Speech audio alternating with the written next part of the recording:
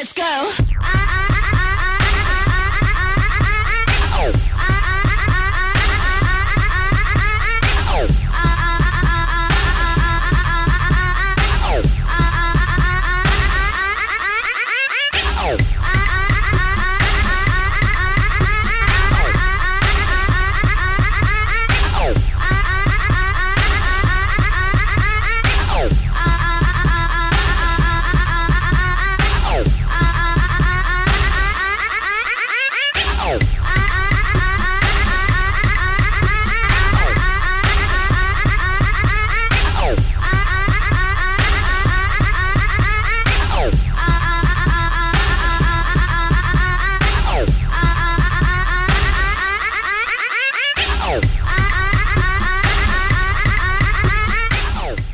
All right, welcome. Hey, everybody. Hello. How are y'all? It is time for another 20 questions. Yes. I'm excited. Y'all saw the intro. I was about to say, Listen, this is it right here for me. I'm so excited about this one. I don't even know what to do. yeah, this lineup has been crazy, and then to have this next one coming up is like, wow. If you saw the last video, this is the one where our last 20 questions person, Lexi, said she will, if I remember correctly, drink his bath water. Verbatim. I think that's what she said. Verbatim. I believe that's what she said. So without further ado, let's bring up the icon, the blueprint, the pioneer, Whitney Garçon. Welcome, Whitney. Hey everyone. Hey everybody. How you doing tonight? So we're doing well. How are you? I'm doing well. A little nervous. Don't know where these questions are going to lead, but I'm going to be very transparent, very open, and I'm going to treat this like kitchen table talk. So I'm just going to treat this like a regular conversation that's not being recorded. Okay? Yeah, it is. It is. Okay. We just have a regular conversation. Don't It's mind a regular the conversation. thing up there though. Don't All you right. worry about a thing. Don't worry about a thing. All right. So ready, everybody? Yes. By the way, shout out to Sexy Lexi. By her even saying that, I'm like so flattered. And I love Lexi to death. She knows how much I love her. So Lexi. She's definitely going to receive that well. Yes. Yes. All right. First question. Where were you born? Oh, that's an easy one. I see y'all starting off slow a little bit, and then you're gonna save the really tough ones for later. But I was born in Trinidad and Tobago. I was actually born in a village called Tunapuna in Trinidad. When my mom first told me, I left. Well, let me back up a little bit. When I left Trinidad, I was 2 years old, so I had to ask my mom a lot of questions about Trinidad. And she told me I was born in Tunapuna, Trinidad, which I thought she was playing when she said it because that name just sounds a little made up. Yeah. And when I Googled it, come to find out it was the case. It was the case. So my birth certificate technically says Port of Spain, Trinidad, but it was Tunapuna, Trinidad. Yeah. Wow. So you got an island boy here. Hey. Yeah. Hey. Jamel? So the next question is, what made you get into the ballroom or into ballroom? What made me get into ballroom? So back in 1988, we're going way back. The year of my birth. Oh, wow. You're making me sound so old. But it was I used to go to Trax back in the day, and Trax is a gay club that was in New York City on 19th Street. And I remember when I first started going to Trax, I would have these random people ask me, do I want to be in a house? And at first I thought it was something sexual because I was very green. I didn't know nothing about ballrooms. I was just like, nah, I'm not into that sexual shit. Can I curse? Yes, okay? definitely okay. can. Yeah, you fine. Okay. I was like, I'm not into that sexual shit. And they would just look at me like I'm like totally crazy. And I remember at the time, Alan Adonis and the father of House of Adonis, they were upstairs on the second level of tracks, sitting like kind of leaning on the pool table. They had a pool table on the second level. And they asked me to be in the House of Adonis. So I kind of asked, like, what is a house? So after he explained it to me, that's what gave me, like, I got curious about wanting to see what a ball was. So I ended up going to the next ball that they had. Back in 1988, they only had about 4 balls every year. So in about another month, the LaBeija Ball was coming up at the Elks Lodge. And I was so curious about it, I ended up going. And when I went, I remember I first walked in there. I'm probably answering 2 questions in one. But when I walked in there, they were on Femme Queen Face. Now, y'all already know Femme Queen Face is a big production. It was even bigger back then. Mm-hmm. And I remember when I walked in there, I saw Octavia. She was in the middle of walking as I was entering the ballroom. And I didn't know what a Femme Queen was. That's why I live for the girls right now, because I think Femme Queens are just everything. But I didn't know what a Femme Queen was back then. And they were like, the person that I ended up going with, because I didn't want to go by myself, they was like, oh, well, you know, she was biologically, you know, et cetera. Mm-hmm. And I was just so in awe and captivated by her beauty. And I saw what she was doing, and she ended up battling Carmen Extravaganza. And both of those women are gorgeous. Mm-hmm. And when I saw that category, I was like, I don't know what this is, but I want to be a part of this because this just seems like it's so much creativity and beauty. It just seemed like a whole different world that I wasn't privy to at the time. So my curiosity brought me to ballroom, to answer your question. Nice. Awesome. Thank you. Nice. It's a good story. Who knew? Who knew? So at what moment did you feel ballroom took you seriously and said, he's a force to reckon with? I would say probably in 1991. So I was walking a few years. By the way, that first ball I went to, somebody ended up pushing me out there for Butch Queen Face. Like I said, I was green.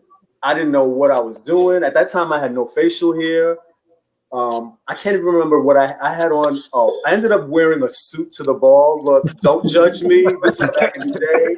I didn't know. I had on a very seedy suit. And I remember they pushed me to walk face. And when they did, I actually ended up winning first place against Alan Adonis, the same person that asked me to be in his house. So he won grand prize and I won first place. At that time, they were giving grand prizes, and then the next runner-up was the first place person. But I really noticed that ballroom started taking me seriously when I decided that I wanted to perfect my craft for the category. After that first time I walked and I won first place, I walked 3 times after that and got chopped, actually, because I really didn't know what I was doing. So what I did was I took a step back. Remember, balls were like 4 or 5 balls a year back then. So I took a step back. I was just going to the balls and I was observing. And I was observing what my competition was doing. And I said, well, I'm going to always have a trick up my sleeve and kind of go above and beyond. So let me kind of follow their lead, but let me go a little beyond what they're doing. So I ended up starting to take care of my skin. I started letting the face category not just be a category that I walk, but a lifestyle that I live. I started eating right. I stopped drinking sodas. I started observing what they were doing. I started actually practicing at home by myself with like some club music on and just like kind of practicing. So in 1991, when I started walking Models Magazine Face, I made sure that I had props. I would always have big 20 by 30 posters. I would always be dressed to the nine. Then I started like actually dressing differently. One thing about this lifestyle is that it will make you open up eyes that you've never, like if you've never seen yourself before. Mm-hmm. So I started actually paying attention to what I wore, who I was with, how I walked. So I had to kind of put myself through a little revamp or Whitney 2.0 before Ballroom started taking me seriously. I guess they saw that I started taking it seriously. So then they woke up and they started taking me seriously. Come on, setting trends. Setting trends. I'm stuck at someone chopped you 3 times. 3 times. Yes. Like, what? Who knew? Who knew? Oh my god. So the people out there need to take that as a lesson that anyone can be chopped. So stop Yeah. going when you get chopped, perfect yourself, and bring it again. And come Yeah. harder next time. Yeah. Let me tell you, when those times I got chopped, I mean, looking back, I can see why I got chopped. I remember during that time, I chipped my tooth and I didn't have the funds at the time to get my tooth fixed. I would walk face and not really. My hair started to kind of grow out in sporadic places. I wouldn't really like shave. So I could see why I was getting chopped because I wasn't groomed as much as I should have been. And I definitely wasn't bringing the category 100% to the way it should be brought. So, I mean, it happens. I mean, it made me grow to the person I am today. So, yeah, awesome. You've become the blueprint. That's awesome. Still are the blueprint. Still is the blueprint. All right. So, give us a nasty chant from Eric, Christian Bazaar, Selvin, or Jack that you can remember.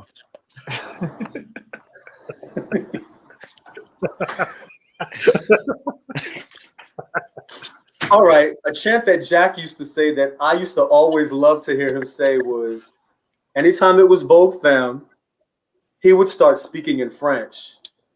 So I'm trying to remember how the chant goes. Ooh wee, ooh la la, vote for me, come see, come ça. Ooh wee, vote for me, come with me to gay parties. Yes, Je m'appelle, cunt, cunt, cunt. Anytime he used to say that chant, I would just be off to the side like I can bowl, you know, doing my own thing. I just used to love hearing Jack say that chant in French. I thought it just like it meshed so well with the category. And the girls used to go off on it too. Bust through with just giving the channel. It's like, okay, boom. Y'all saw my microphone, right? Okay. Yeah, I caught the microphone. That was key. All right. So my next question is, what is your favorite category?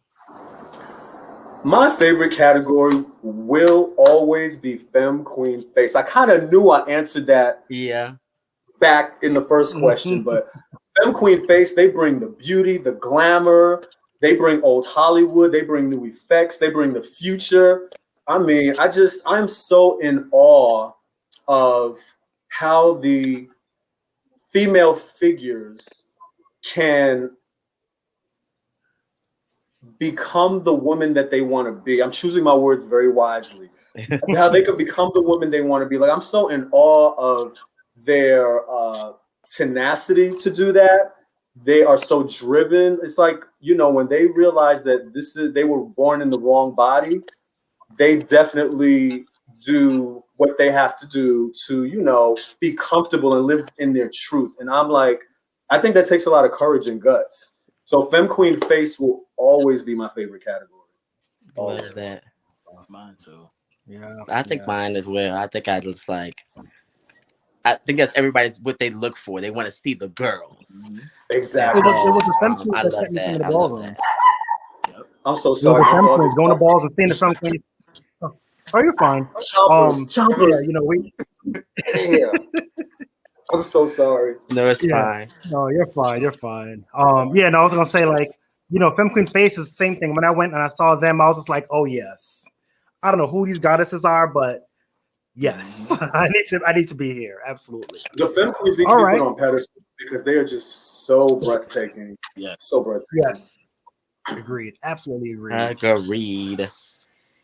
All right. So, who are 3 people in Ballroom that you have a crush on?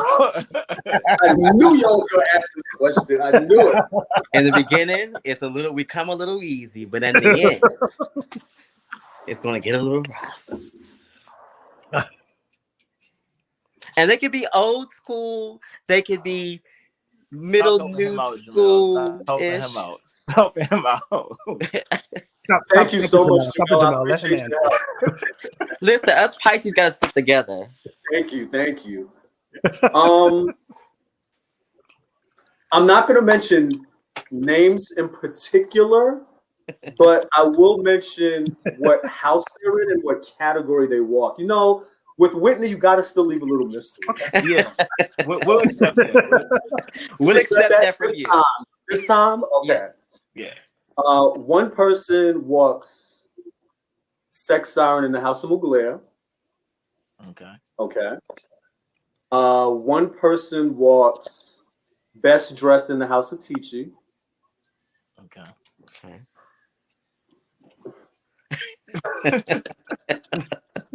I say too much, people are gonna put 2 and 2 together. I don't want it to equal 4, you know. And there is a pretty boy in the House of Balenciaga. That's it. I can't put those together. I'm like, I mean, it's vague. You It's can very guess. vague. There's a lot of different people. You It's chose well, because the way you chose, there's multiple people in those houses that walk the categories that you chose. Exactly. So it was very on point. Exactly.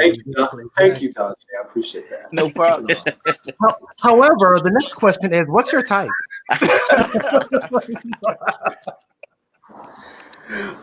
That's an easy question. To be honest with you, my type is somebody that I want somebody to match my energy. Now, I'm very reserved in public because of my trust issues I have with certain things in the scene.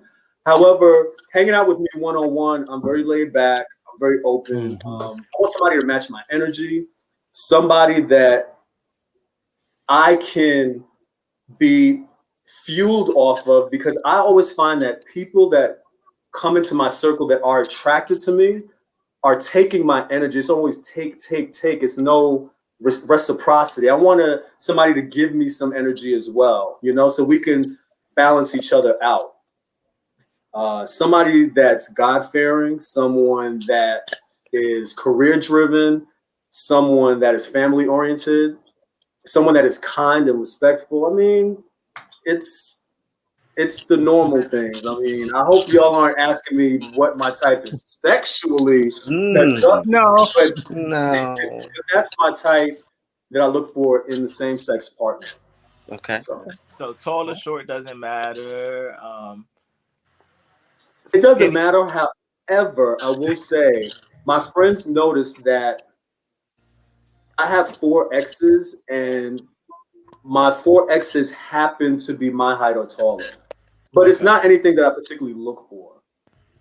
Gotcha. Okay. You knew it was coming, Uncle Whitney. You knew it was coming. Yes, I am single at the moment. Yes, I'm dating. I'm having fun. I mean, COVID ended up like turning us out over the past year. And anybody that knows me knows that I was not playing with COVID. I wasn't trying to travel. I wasn't trying to be around multiple people, especially people who weren't wearing their masks or people that were doing too much out there. So I made sure I still was able to date COVID friendly during that time. So right now I am single. I'm not in a committed situation. I'm just dating. Okay. So. All right. I'm not sure who the next question is going to be for, but Okay, so this is an easier one. If you could Very be a easy. fruit, what would it be and why? Now, this is going to say a lot about my personality.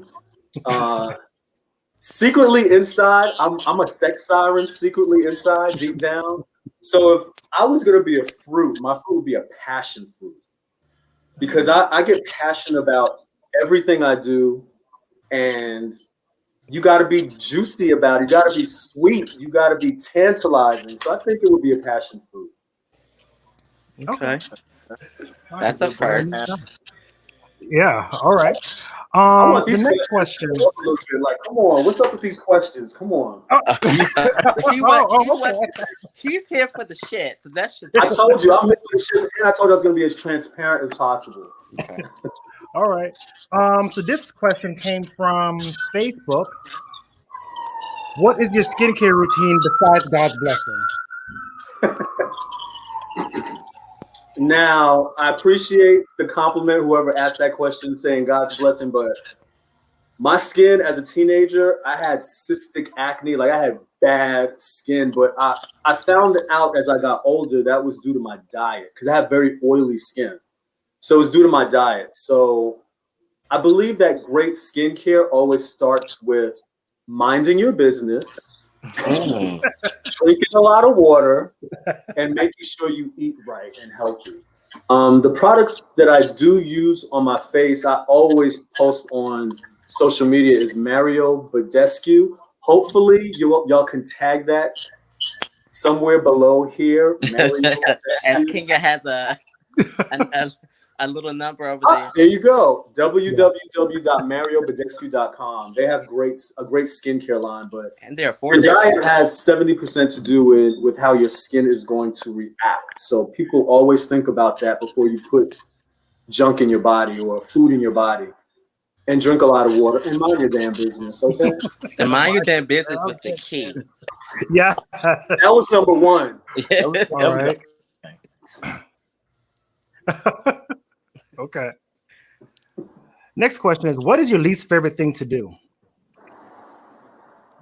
You know, believe it or not, I love getting dressed up to go out, whether it's going out to meet my friends, whether it's going out to balls, whether it's going out to work, you know, hang out with my family.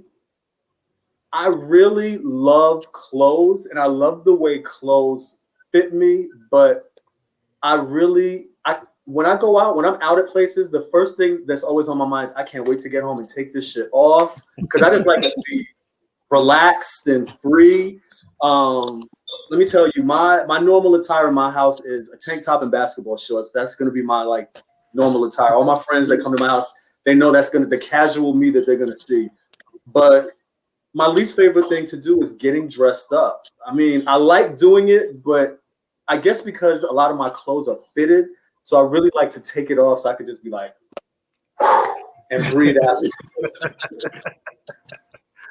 Awesome. Such a crazy thing. So the next question is, what is your worst breakup story? Wow. It affects you to this day. Your worst breakup story. Yeah. Let's see.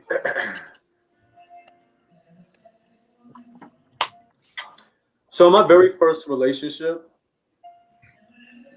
I was in a relationship with someone and we lived together, and I did not know at the time that they were doing like hardcore drugs. They always kept it hidden from me because they knew my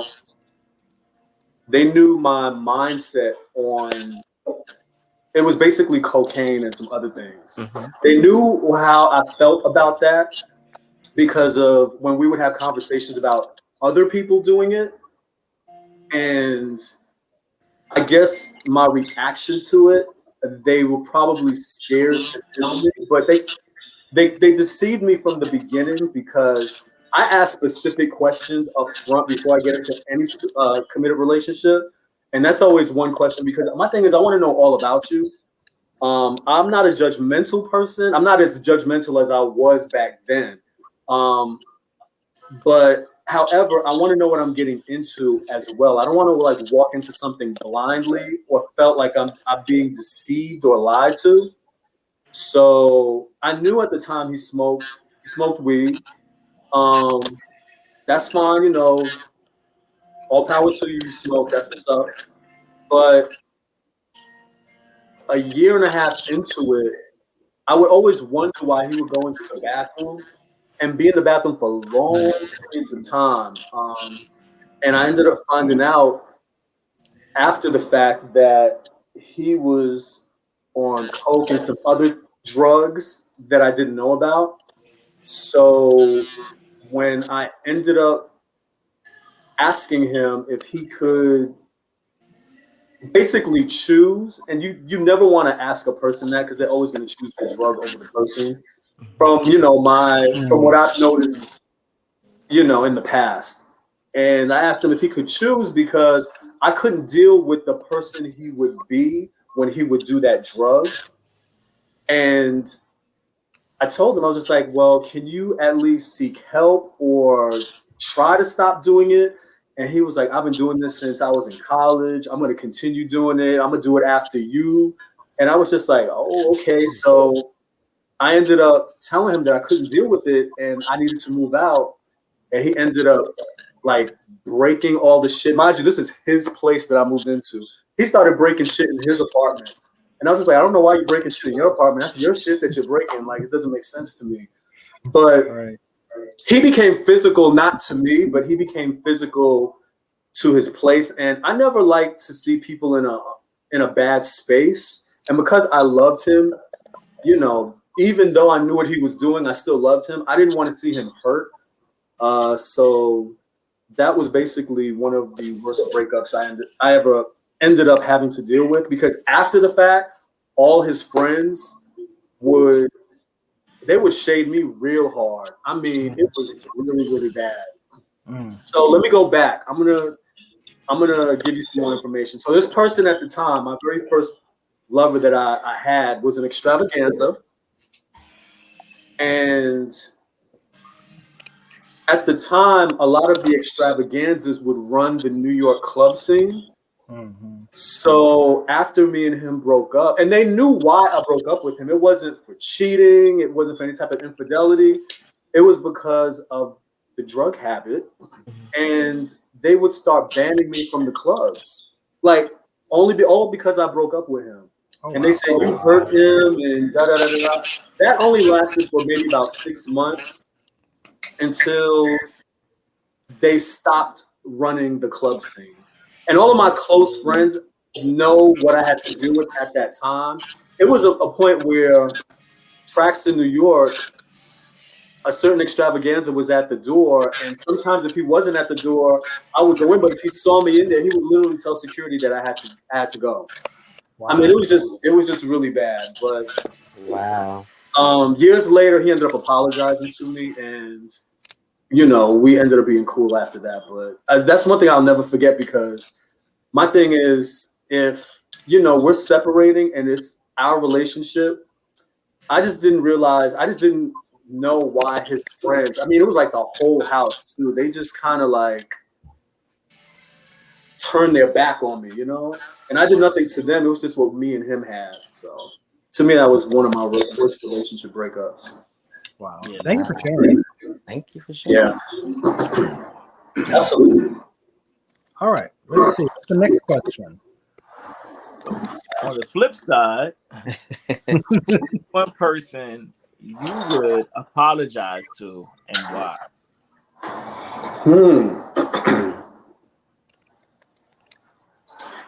In the ballroom scene? Are these all ballroom related? Well, some of them are personal. Whatever you want to however you want to take it.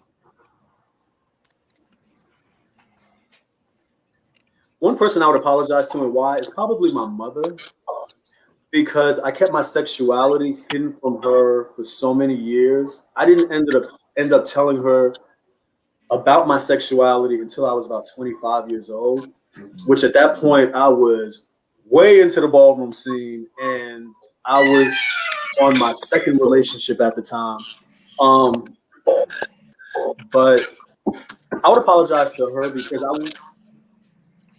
my mother's very understanding, and I do have a feeling that if I would have sat down and talked to her about it, opposed to trying to hide it and lie about it, then maybe it would have went better than it did, you know, when she did find out. So I would apologize to her for that. But you know, being gay growing up, it's not an easy thing to do. I think that, let me tell you, this generation now, I think a lot of them have it much easier than we did then. And I hate to, you know, compare then and now's, but even when you grew up in a West Indian household, like West Indian parents, they don't take that shit. Like they don't understand it whatsoever. I think my mother always knew, but I think she wanted me to basically admit it, you know, opposed to kind of skating around it. So I would apologize to her and just let her know, you know, I wish I would have just came out sooner and told you, because it's caused some friction in my younger years between me and my mom. So, but we're cool now. Cool. All right. Awesome. Yeah. That's good to hear. So if you weren't walking your category, which one would you walk? I would definitely go get a piece of sex siren. By the way, I told you, like, I have an inner sex siren living in me. Sex siren to me, I mean, who doesn't like to see a beautiful man in some skimpy clothes out there oiled up, gyrating and doing everything that they do, you know? But I've walked body before, model's body, and one that years ago. I've walked sex siren before with Stasha as a team in North Carolina. We got that grand too. But when I walked sex siren that one time, that would have been one category I would have consistently walked. Love that category. Okay. Why didn't you? I'm gonna ask. I'm gonna part two. Yeah. Why didn't I continue? Yeah. Yeah. At that point, well, I have walked and won. I guess it's finding your niche. And I've walked and won, and I've walked and not won a lot of different categories. I've walked, what was it? Model's body, sex siren, European runway, different facets of face, like face with performance, models magazine face, legendary face, regular butch queen face, light and lovely, dirty looks, which was with cosmetic lenses. I just felt with sex siren and face are two hard categories, meaning you have to definitely live your lifestyle for those two particular categories, because you can't just eat what you want to eat, then all of a sudden say, I'm walking the next ball for sex siren. You got to make sure that your diet is on point. You got to be in the gym all the time. You just have to make sure your aesthetics is always on point. Mm-hmm. I just thought at that point, because I was established in the face category, and a few years had passed by, I just thought that I would just leave that to the other sex sirens, the other people walking that category. Okay. I'll stay in my lane. Stay in your but lane. I branch off with other lanes, and I found it fun. It was fun. Okay. Yeah. Okay. And a little bit too, like I get a little shy sometimes, even though people always say, well, how are you so shy but you walk face? But when you go out there on that runway, it's almost like an alter ego that comes out of you. Mm-hmm. The alter ego that's on the runway, that's not the same person that you're going to see day to day with me. Yeah. So I'm a little shy and reserved at certain points. So for sex siren, I think being out there with 90% skin and 10% clothes, I was just like, you know what? I did it. I had fun. I'll leave it to the sex siren boys to do that. Okay. We'll take that. So who is your ballroom inspiration? We know we've heard about femme queens that you admire, but who was one person that just was your ballroom inspiration? So it has to be a butch queen, or it could be whoever. It could be all butch queen and femme queen or whatever. Yeah. Okay, I could do a butch queen and a femme queen. So I will say, when I first got into ballroom, Stuart, the icon himself, Stuart, he kept pushing me to walk face. And I think at that point, he saw something in me that I didn't see in myself. So I always have to pay homage where homage is due. If it wasn't for taking advice from Stuart years ago back then I probably wouldn't have been as consistent in walking face. And for femme queens, it would be Octavia. When I first met Octavia, even though I feel like our personalities are like night and day, God rest Octavia in heaven, but Octavia was a bad girl. She was one of the baddest girls. I almost said something else. She was a baddie. And I actually used to hang out with her. She was an inspiration to me because I used to hang out with her. I used to go to her house. I used to watch her paint, which probably is why I picked up on other techniques that she's done. But Octavia used to just always drop pockets of wisdom to you here and there. I always feel like people from yesterday always talked in parables. It's almost like everything they said, you had to read in between the lines to almost know where they were going with it. But it would be Octavia and Stuart. Okay. Definitely two great inspirations. Yeah. All right. And who would you consider to be 3 of the most influential people in ballroom?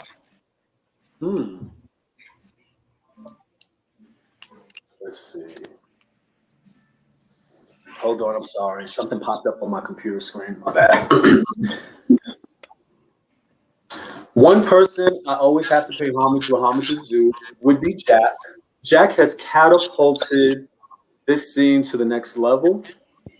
Even from his style of commentating to always wanting to make ballroom mainstream, Jack has went above and beyond and is still working so hard to make sure that everyone who's not in ballroom knows about ballroom and knows about the culture of ballroom. Yeah. Another person would be Caesar, because even though before Caesar there was Andre, ball DVD Andre, so back then you would record all the balls on DVD and cassette tapes, and then Jack started recording it and putting it online, a lot of the Rumble balls. But I think Caesar went above and beyond and like blew the recording of ballroom out the water, and how he has it, you know, on YouTube and mainstream. So Caesar definitely made sure that the world can see what ballroom was. Let's see, and a third person.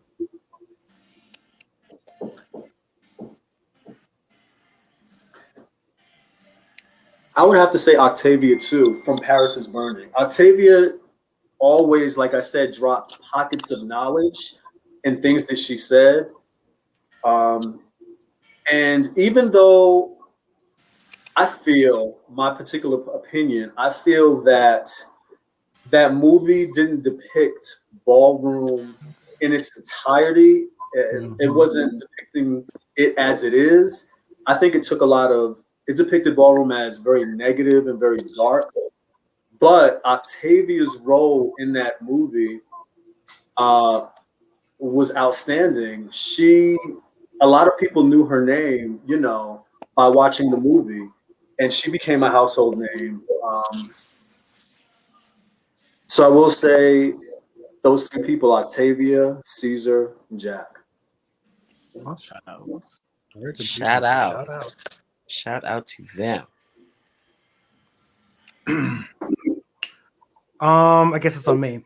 What's the biggest ballroom learning experience you have had? Okay, here we go. Y'all ready? Get your lips greased. So, people always wonder why I'm a little standoffish sometimes, or sometimes I'm a little private. So let me tell you, when I first started going to balls, I did mention I went to the Mark Ballroom for that LaBeija ball. The very second ball I went to, I remember after the ball, it was in the back of the Mark Ballroom. It was like I was standing with a crowd of, you know, of my peers, and we were just chatting about like who turned what category out. And there was someone in that crowd that used to grin with me that actually was trying to slice my face.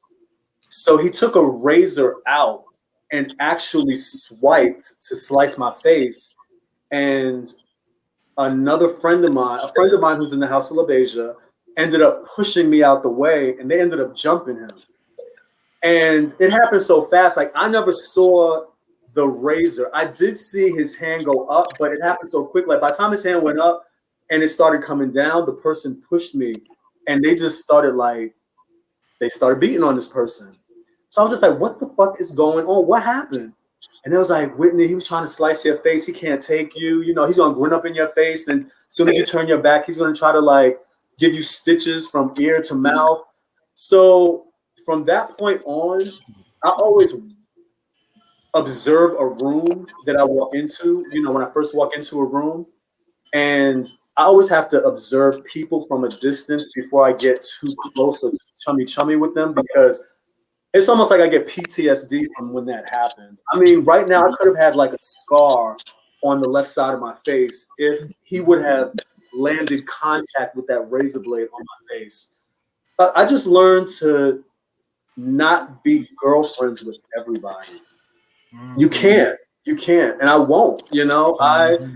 I always observe people from a distance, and if I feel like we have specific characteristics or certain similarities, then I'll approach them to, open a dialogue or conversation or kick it. But I always am really leery with people and their intentions. So that's one thing I've learned about ballroom. Wow. Definitely a good I know one. it's getting deep. I'm not trying to bring anybody's spirits down, but I'm just giving you all past information that molded me into who I am today, that makes me basically act, how I act today. This is why I act. Yeah. No, it's true too. Everybody, you can't grin with everybody. Everybody ain't your girlfriend. Yeah. Everybody's not your girlfriend. All right. Good. That was Definitely not that. If you didn't know, now you know. Now you know. Oh, and I couldn't imagine Whitney with stitches. I couldn't imagine that either. Like, I'm trying to imagine. Picture it, Sicily, 1928. Never happened. No, seriously, if that had happened, it would have crushed me so much. I would have had so much negative. And mind you, I still came out after that and continued walking. Like, I wasn't scared. But if that razor blade would have actually landed on contact with my face, y'all would not be interviewing me now. I would have left ballroom alone. I probably would have been the most introverted, shy person out there, because I would have been so self-conscious about that, about where I got that scar from going to a place that I enjoyed going to, Right. Crazy. Ooh, okay. The next question. Okay, the next question is, what would it take to see the iconic Whitney Garçon on the runway to battle again? People always come to me and say, Whitney, I know you're not walking anymore, but can you walk this ball? I never came out my mouth and said that I would never walk again. It's just that I've walked so many of the balls for face. I actually would like to hit the floor again, but for a different category, to be honest with you. I'm ready to battle in best dressed and foot and eyewear, because I walked foot and eyewear once and I had a blast doing it. But when you walk the same category, I've been in ballroom now for, for almost 30 years. And I was in the House of Garcon for about 15, 16 years. Once you walk the same category and different remixes of the same category, like Models Magazine, Light and Lovely, Legendary, Regular Face, it's just, but it's all still face. Once you walk that same category, it's almost like you want something that's going to pique your interest or make you excited about it. I'm not saying that I will never ever walk a face category again, because if the money is right and the category is alluring, I want a Butch Queen face category or a face category that's do your own thing. Because technically, I was going to walk the Mugler ball initially when I heard that they were giving away $10,000 for the face. And I created and I actually talked to certain founding members in my house. I created this whole concept of what I wanted to do, how I wanted to come out. Then when the flyer came out, which was a few months later, because at first all we knew was that it would be a $10,000 face. When the specifics of the category came out a few months later, it kind of like I had to start crossing out on my list. Look, can't do this, can't do that. So I was just like, you know what? Instead of walking, I'm just going to judge that particular category. But if it's not an open to wall, but a do your own thing for $10,000, like a $10,000 worthy face category, where you can bring whatever production you want, I have something for your asses. I have something for your asses. I'll be watching. Okay. I also think that it's not fair to put a butch queen against a femme queen. I will always say this when they have it open to all. I just think that the femme queens, they're in their own beautiful lane. Like, I can't put the guys against the girls. I could never. That's my own personal opinion. I think they should always be separated. Because a femme queen can do 10 times more than a butch queen can do as far as their look. However, I have sat a femme queen down, but I just think that you can't play in that arena too much with the femme queens because they can do so much more than a butch queen can do. Yeah. Fair enough. Okay. What is something in your past that you would change?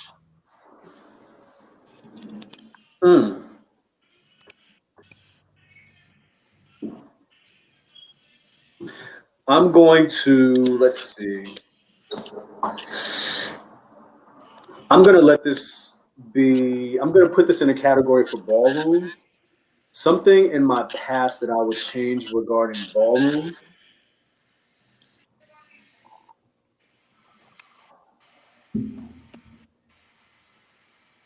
To be honest with you, I wish I would have started my own house earlier, opposed to waiting as long as I did. But everything happens for a reason, because I felt that if I started earlier, I had so much more drive in me to push the next level to where they need to be, if that makes sense. I never like getting bored with the category. So I always feel like no matter what advice you're giving a face person in your house, or a runway person, or best dressed, or a sex siren, you have to have that drive in you, because sometimes ballroom can leave a bad taste in your mouth, because at certain balls, things don't go as they should. Things aren't as fair as they should be. So I always feel that if it were fair, 100% fair across the board, it would not leave a bad taste in certain people's mouths. And I feel that maybe if I would have started my own house maybe 2 years earlier, I would have had more energy to not invest in it, but more energy to be out there at a lot of different balls. It's hard when you're working, this is for all of us. When you're working, you have a career. Sometimes some of us have a few careers, not just one. And then you have to travel here and, walk a ball and spend money and look for an effect and, create a production. And if you walk more than one category, then you have to do that, times 2 or 3. So that's one thing I probably would have changed. Okay. Awesome. Thank you. And what question are we on? It feels like I'm answering 100 questions. this is actually the last question. This is the last one. Actually, number 20. What do you want your legacy to be? Yep, this is number 20. What do I want my legacy to be? When people think about me, I want them to think of the positive reinforcement that I had and impact that I had in ballroom regarding not only my category, but branching off to creating my house. Right now, my main focus in this house is to make sure that this new generation is taught well, is given the right advice, not only in ballroom, but in life, when it comes to education, when it comes to working, the right advice when it comes to when it's time to sit down, or, you don't have to walk that ball, but you can, come doubly strong for this ball. But I want my legacy to be a positive legacy, to be like, you know what? This person, Whitney, like, he was amazing. He was great. He was not shady. I never want to be shady to people. One thing I always feel is that I don't understand why there's so much shady people in ballroom, because as quickly as you can be on top, you can easily be bolted to the bottom, like easily fall to the bottom. So you have to count your blessings. And I always feel that when you're humble, you have more longevity in whatever it is that you do, whatever it is that you do. So I want people to always think of me that I was a trendsetter for Butch Queen Face. When I used to watch the Femme Queens walk, and I said I want to do that, I don't mean that I wanted to get in drag and walk a Femme Queen Face category, but I want to do that on the male perspective side. I said I want to reinvent myself, so every time they see me, it's me, but it's a me that's been 2.0 or a Whitney that's been elevated. So I would always come out with a different look. I would always make sure that that I always had certain tricks up my sleeve, so my opponent would be like blown out of the water. And I used to like my opponent to always have gagger face on the runway. You know, when the videotape is taping you up, I think Kenya went out. When there you go, Kenya. When the videos catch your opponent like, having that gagger face, like, to me that is hilarious because they didn't expect it coming. But I always want to be an innovator for my category. I would like that to be my legacy. That not only was I the blueprint, I set a standard with a particular category. Well, we let's get a bonus question, like something. King is good with bonus questions. Oh, bonus question. All right, bonus question. Yeah, sure. But there is one more question we want to ask you. If you had to pick 5 people to sit in the same spot and answer random 20 questions, who would it be?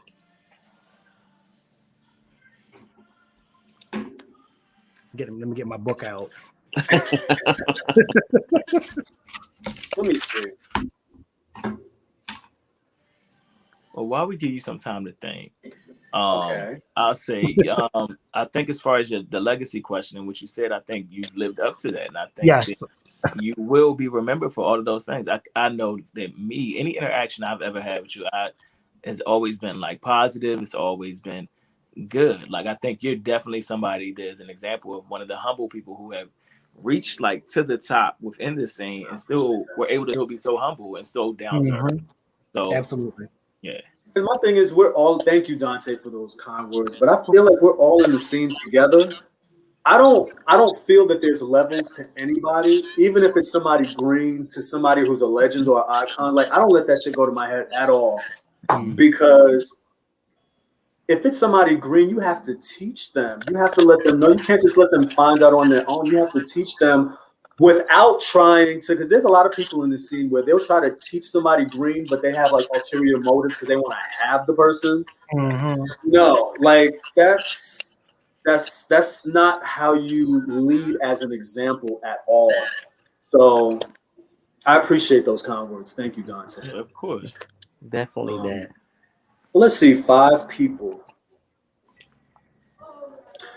Definitely Sanaya, because Sanaya would be a damn good time. I love me some damn Sanaya. I love you, Sanaya.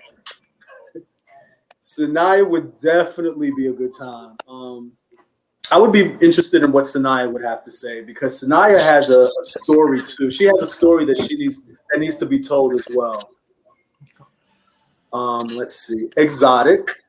I'll put Exotic out there. Me knowing Exotic, he's a very private person as well, and somewhat shy, in public. 101, he's a hoot though. He's a hoot. Let's see who else. I'm trying to pick one butch queen, one femme queen. Oh, let me pick a trans man. Shady Prada. Shady Prada has been in the scene for many years, and from the day I met Shady till now, Shady's been consistently nice, but Shady has the evolution of Shady has just been so great. So I think people need to hear what Shady has to say. Let's see, 2 more. Let me pick another butch queen. I'm trying not to pick people in my house because I'm trying not to be like all CDG, but I will pick someone in mind. Stasha. Oh. Stasha would be a good one. Stasha has had a long road that she's traveled, and let me tell you one thing I will say about Stasha. Stasha still is on the right path to making her name bigger than it was the previous year, I will say. I remember years ago, I asked Stasha, I was like, Stasha, tell me one thing about you that you want to accomplish. And this was like back in the mid 90s. And she said, one day I want to win Miss Continental. And it's so crazy because come to find out, years later, she won. Her dream came true. She wanted that so bad back then. Yeah. So, I mean, she's been in Janet's video. She's been in multiple music videos. She's working on campaigns. Now that I'm so proud of her, she's about to come out with legendary Max. Yeah. Plug. Let me see the fifth person. Let's see. I'm gonna pick somebody who, when I first saw them, I was in awe of them, and that's Alan Adonis, who basically reigned for dark skin. I don't even want to say dark skin face because he's face. I don't care what complexion you are. If your face, your face. Mm-hmm. But he was the person to beat when I first started walking. And I used to be so intimidated by him because that man, his skin, his structure, I would like to know his journey. I'm so curious about knowing his journey and the path that he took that brought him into ballroom. I only saw a little excerpt of Alan Adonis back in the movie that, I don't want to plug that movie's name because like I said, I don't feel like it depicted ballroom in a positive light, but that movie from years ago. And me and Alan have, conversed through social media here and there, but there's so much more I want to know about him. So I would be curious to know what his journey's been. So I hope those 5 answered your question. It does. Good 5. And actually, Stasha's going to be on our panel next month. We're doing a panel for Mother's Day. We're doing a Mother's Day panel with all the mothers from around ballroom. Stasha's definitely on it. So awesome. So look out for that. And yes, shout out to HBO Max. HBO Max on it. Balenciagas are on it as well. Let me touch y'all. So we're on there. So I feel like this season is gonna. This season definitely wants to be fire. It's gonna be phenomenal because they have 10 houses competing. Yes, I just can't wait to see. All the 10 houses are over. All of them, all of them. I just can't wait to see what tricks they pull out their hats for this season. I just cannot wait. Yeah. There's a number of them. Well, that's all. Oh, go ahead. So I was gonna say is when you all first approached me with this, I was very nervous because I didn't know what type of questions would be asked. But I'm so curious to even know some of the questions that you couldn't ask me, but we're going to do that off camera. Because I want to know what the gall and audacity of what some of these questions were that some people had wanted to know about me. I can only imagine. Uncle Whitney, if you could only. Well, people know they're going to get the chance at you. Let's talk offline. Thank you. This was great. Thank you so much for spending the evening with us. I hope everyone learned a lot. I'm gonna throw something out there. You can ask us a question. Do you have any questions for us? Sure. Let me start with Dante first. I'm gonna start with Dante because I've known Dante the longest out of all 3. Let's see, Dante, what brought you into ballroom? So it's funny. Well, of course, I met Harold at the Edge, and he mentioned something. I'm like, a ball? What is a ball? So finally, I ended up going to the Capitol Awards ball, and I seen Egypt and Rodney walk out for Team Realness. And Harold had introduced me to Egypt in the back as his daughter. I didn't know no tea, didn't know nothing whatsoever. I was actually nervous because I was still like somewhat in the closet at the time and still trying to get comfortable with my sexuality. And so when he introduced me to her and I'm like, hey, how you doing? So then I was drinking Smirnoff Apple back then. So I was making my little drink, Smirnoff Apple with some cranberry juice. And I was like, hey, would you like a drink? And she was like, no, baby, I'm all right. I'm cool. I got my own. And she pulled out this bottle of Henny and just poured her drink straight. And that's what started it. That's what started it. And I said, wait, I was like, damn, I feel like such a little punk now. I'm sitting here drinking this drink with a chaser, and she just drinking Henny straight. So fast forward, she walks with Rodney that night, and I'm like, what is she doing up there? It's a Tink and Tony that ran the Edge. So they were like, she's walking the category realness, and I'm like, what's that? I didn't understand none of that. So they explained to me, similar to what they said to you about Octavia, she biologically X, Y, and Z. And I'm like, wait, what? Really? And they were like, yeah. And I was like, oh my God, I gotta be a part of whatever she's like. I want to be an August. She's an August. I want to be I need to be in here because Egypt did it for me. Isn't it crazy how the Femme Queens draw us in? I think the Femme Queens need to be the recruiters out there for ballroom. Seriously. Yeah. Seriously. They have magnetism. It's like they just draw people in. Yes. Yeah. Yes. What? Yeah. And then aside from Egypt, it was the creativity and just seeing so many of our people in this space and just being able to be themselves and just it was just like beautiful. And I was like, dang, yeah, I want to be a part of this. Awesome.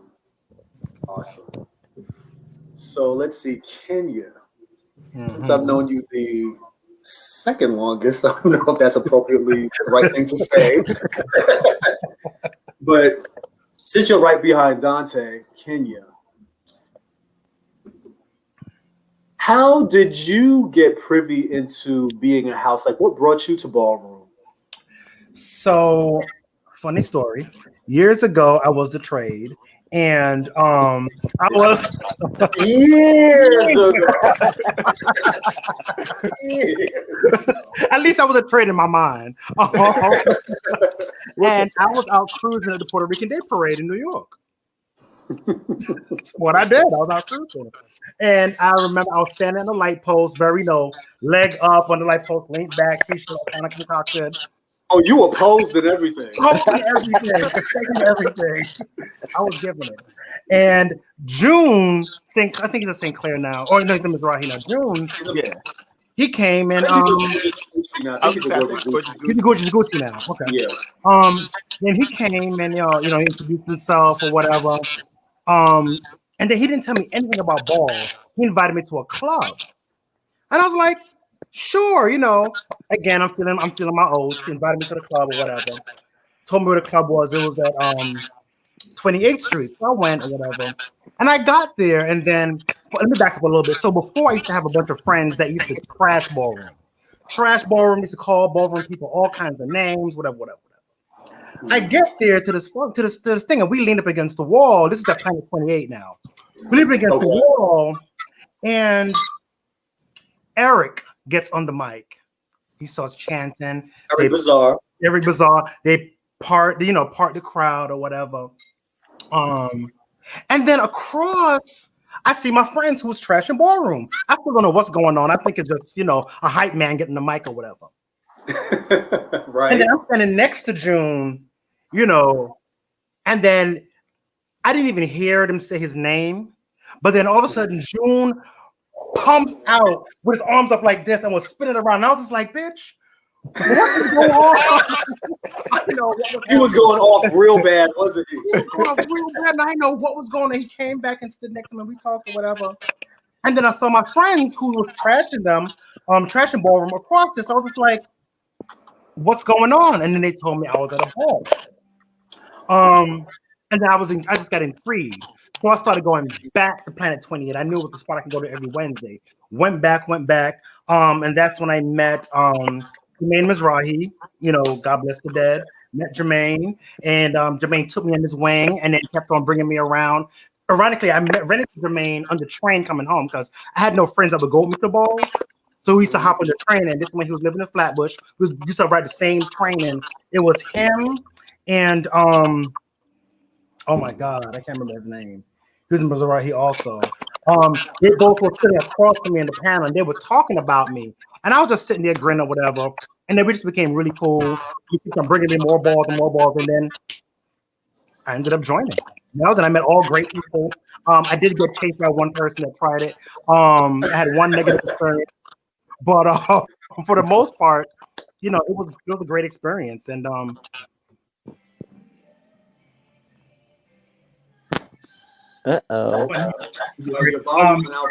you back? Yeah, sorry. Yeah, just seeing the people out there, seeing the creativity, I just want to be a part of it. And another funny story, I had watched that film that shall not be mentioned. I had watched it. I had watched it years prior and was fascinated. I remember being in my room at nighttime with the TV on, watching it, but not knowing what it was. But I was just drawn to it. And I got there and I put two together. I was like, oh, I like it here. Right. And here I am. Awesome. That's awesome. I never knew. So it's so crazy. Dante got drawn in by, I will say a femme queen, Egypt, right? Mm-hmm. You got drawn in by June and his antics when he was about to walk. You said he held his arms up. I never forget, arms straight up, hands up like that. So, what about you, Jamel? Like, what brought you into being fascinated in ballroom? Well, unlike my two pieces of trade at the top and the bottom of me, I was the little androgynous, very out there, careless Pisces, just wandering around doing my own thing. And I got introduced to the gay club life in like 2003. I was still in high school, and they said, well, let's go to a ball. I was always like dressed. Like yourself, I love dressing, but I couldn't wait to take that shit off when I got home. But I loved putting it on. It was just like weird. And my godfather at the time, if you guys are familiar, his name is Derek Rutledge. He is a. I know Derek. I personally know Derek. Uh-huh. Yeah. You know my godfather. My God, we'll talk off camera. But he's a big time makeup artist, so he would always give me like tips and what to do, like put on this and wear this and do that and da da da. And so because I was so androgynous, I was walking in fashion shows and all that kind of stuff. Someone saw me and they said, you should walk a ball. Let's go to a ball. I said, okay.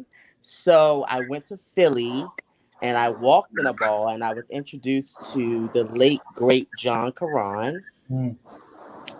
And always bow down to the great. Yes. And he saw me walk, and he was like flabbergasted, like, who are you? What are you in a house? And I'm like, what's a house? What's going on? I don't even know. I'm just here. I thought I was walking in a fashion show.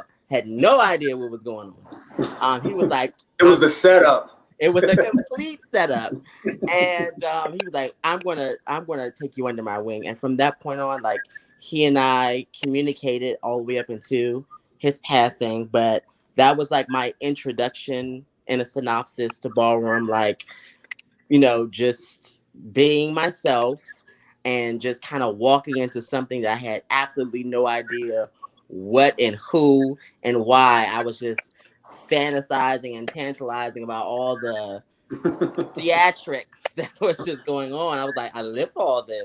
I want to do it. And it just kind of happened. Isn't it crazy that the awe that we found in ballroom when we first discovered what it was, that a lot of the mainstream people who are not in ballroom, they're discovering that awe right now too. So they're like so into it. And it's just, ballroom is something else, because a lot of people like Whitney Garçon. Yep. Oh, he's back. He's back. He's back. There you go. Okay. Mind you, I was wrapping it up. I was like, thank you everyone for tuning in for 20 questions with Whitney. But you were like frozen a little kiss face, and we were like, okay, that's a good pose to leave on. Okay. Some type of issue. It would not be a 20 questions if something it would not didn't happen. Everyone, it would not. Okay. But again, we want to thank you, Whitney, for coming on. Thank you for sharing your time, your stories, your questions. We'll share the off camera ones.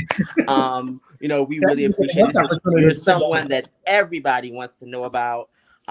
It's always the great Whitney Garçon, the mysterious. But we really, really, really, really appreciate you and really appreciate your time as well. I really hope that everyone was able to actually see a part of inside of my personal life by these questions, even learning a little bit about my history from back when I first started walking ball. So, you know, this was exhilarating. I would love to do more of these panel discussions. This was amazing. And thank you all for even putting things like this on this platform where people can share information for other people to learn about their history. So thank you all. Thank you three. Appreciate you. Dante, Kenya, and Jamel. Thank you. You're very welcome. Thank you.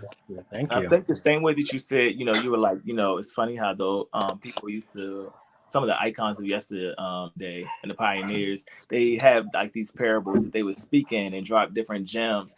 I think when people watch this, I think you're gonna like be perceived as one of those same people, because there's definitely gems within your answers. Everything you said. Really? Like, I already have one person in my head that I'm like, okay, when this comes out, I'm gonna make sure to send it to him and tell him you need to watch this whole thing and listen to these answers.